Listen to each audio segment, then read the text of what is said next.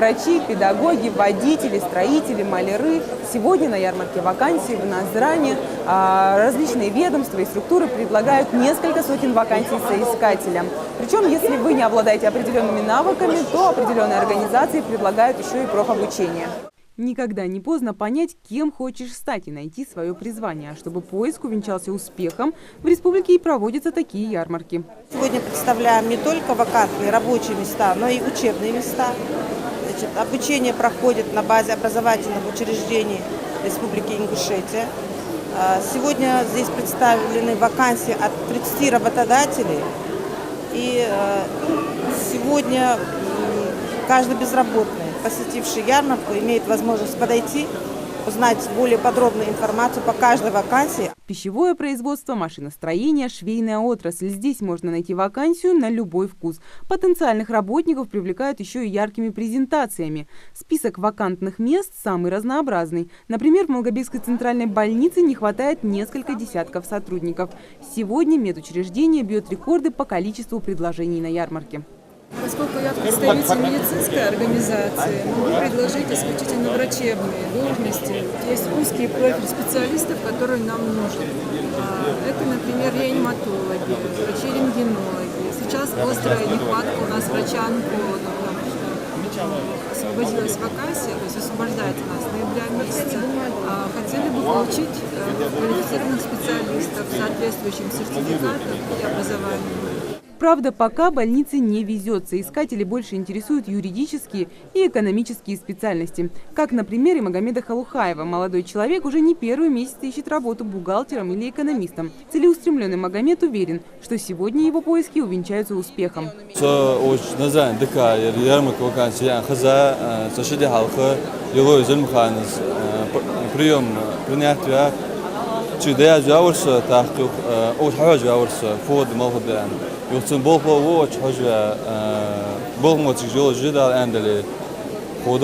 А вот компания «Донка» из Ставропольского края занимается пассажирскими перевозками и ищет водителей категории «Д».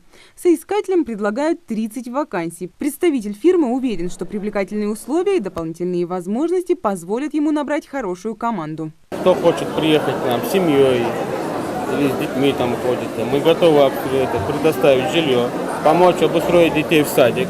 Обустроить, если супруга хочет работать, мы готовы устроить ее на работу.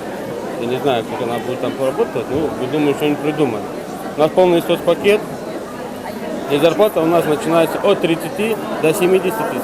Среди соискателей много и молодых ребят, которые недавно окончили вузы. К примеру, Адам Тумгоев по образованию педагог. Чтобы не тратить время зря, молодой человек некоторое время работал инструктором по плаванию и охранником. Мечта работать по специальности не позволяет ему свернуть с курса, но и пренебрегать дополнительным заработком он не собирается.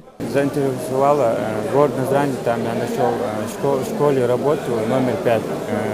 И сейчас смотрю вакансию, номер записал и данные оставил.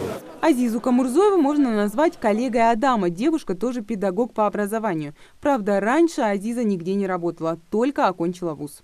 Я закончила филологический факультет, специальность русский язык и литература. Ищу работу учителя. Так как мне предложили в Служеском районе побыть библиотекарем, я рассматриваю этот вариант. Ателье-студия Адама под руководством Марьям Гитагазовой не первый год сотрудничает с Министерством труда и социального развития республики. Там учат швейному мастерству. В большинстве своем студия занимается пошивом исламской одежды. К нам Центр занятости отправляет безработных на курсы кройки и шитья. В течение 2 месяцев мы обучаем шитью. И в дальнейшем уже, если они нас устраивают, мы их трудоустраиваем в нашем ателье. В нашем ателье есть работники, которые работают на дому, также и в ателье. Поэтому очень удобный график, удобная работа. Все контакты работодателей, даже если вы не сумели попасть на ярмарку, можно узнать в Центре занятости республики. Рабочие места в регионе есть. Главное – настоящее желание трудиться. Мария Мистоева, Хаваш Гойгов, Новости 24.